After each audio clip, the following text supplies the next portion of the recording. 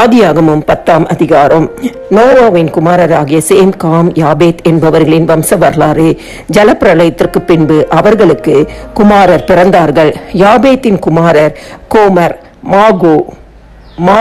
Coco, Mathai, யாவான், தூபால், Meshech, Tiras என்பவர்கள். கோமரின் குமாரர் அஸ்கினாஸ், ரீபாத்து, தொகர்மா என்பவர்கள்.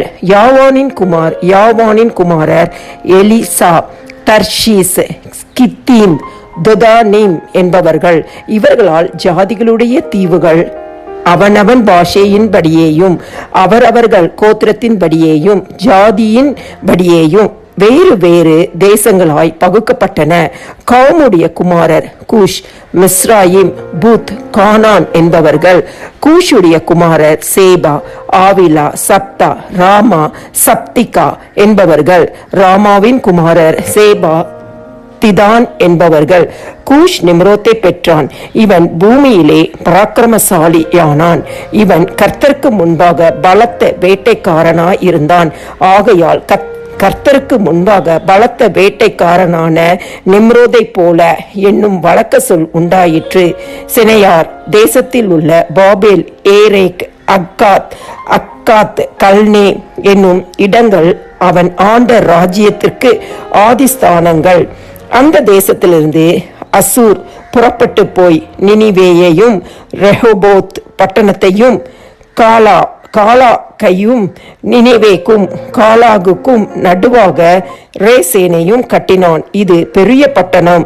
மிஸ்ராயிம், லூதிமையும், அனாமிமையும், லெஹாபிமையும், நப்தூகிமையும், பத்ருசீமையும் பெலிஸ்தரின் சந்ததிக்கு தலைவனாகிய கஸ்லூகிமையும் தொரிமையும் பெற்றான்.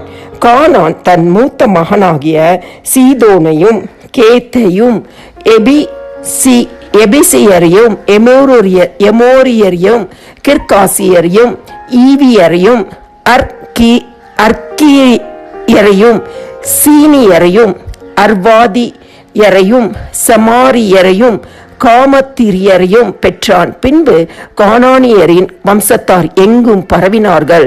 கானானியரின் எல்லை சீதோன் முதல் கேரார் வழியாய் காசா மட்டுக்கும், அது முதல் சோதாம், கொமோரா, அத்மா, செபேயிம் வழியாய் லாசா மட்டுக்கும் இருந்தது. இவர்கள் தங்கள் தேசங்களிலும் தங்கள் ஜாதிகளிலும் உள்ள தங்கள் வம்சங்களின்படியேயும் தங்கள் பாஷைகளின்படியேயும் காமுடைய சந்ததியார். சேமுக்கும் பிள்ளைகள் பிறந்தார்கள். அவன் ஏபேருடைய சந்ததியார். எல்லாருக்கும் தகப்பனும் மூத்தவனாகிய யாபேத்துக்கு தம்பியுமாய் இருந்தான். சேமுடைய குமாரர் ஏலாம், அசூர், அர்பக்சாத், லூத், ஆராம் என்பவர்கள்.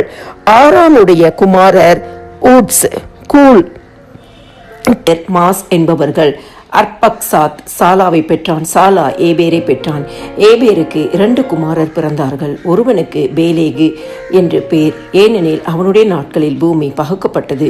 அவனுடைய சகோதரன் பேர் யோகத்தான் அல்மோதாதையும் சாலேப்பையும் அசர்மாவேத்தையும் ஏராகையும் அதரோமையையும் ஊசாலையும் திக்லாவையும் ஓபாலையும் அபிமாவேலையும் சேபாவையும் ஒப்பீரையும் ஆவிலாவையும் யோபாவையும் பெற்றான்.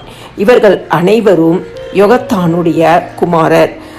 இவர்களுடைய குடியிருப்பு மேசா துவக்கி கிழக்கேயுள்ள மலையாகிய செப்பாருக்கு போகிற வழி மட்டும் இருந்தது.